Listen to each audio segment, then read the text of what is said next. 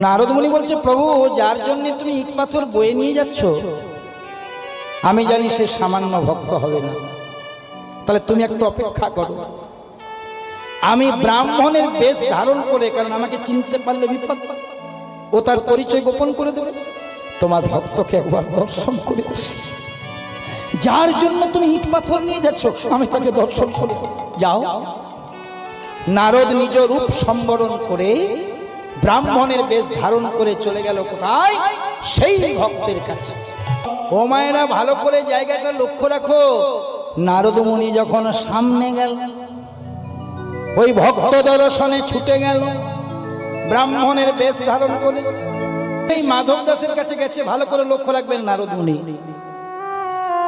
বাবা লক্ষ্য রাখবেন জায়গাটা। ওই মাধব দাস তখন কি করেছে জানো?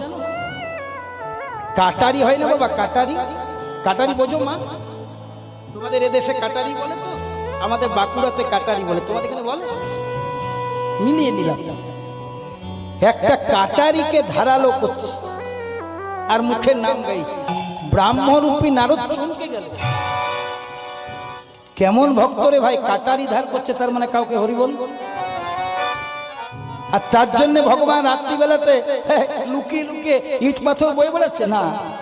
ভগবান যখন নিয়ে যাচ্ছে নিশ্চয়ই কিছু তো কোয়ালিটি আছে।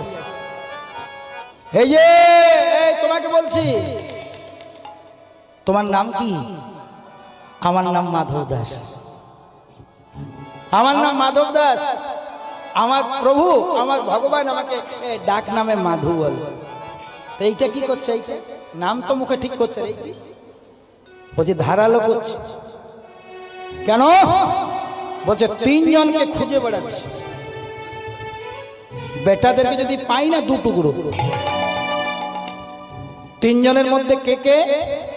বলছে প্রথম জনের নাম হলো ভক্ত প্রহ্লাদ।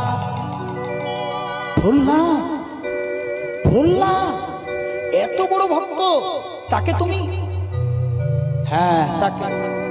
তো ভক্ত প্রহ্লাদ কি করলো? বলছে দেখো ব্রাহ্মণ জানে না নারদ, সবে মাত্র লক্ষ্মীর কাছে নারায়ণ এসেছে।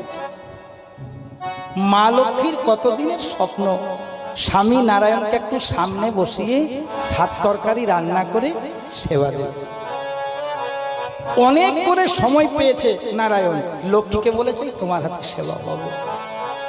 মা লক্ষ্মী সাত তরকারি রান্না করে আসন পেতে নারায়ণ বসেছে, সেবার পাত্রটি দিয়েছে, বাতাস করেছে।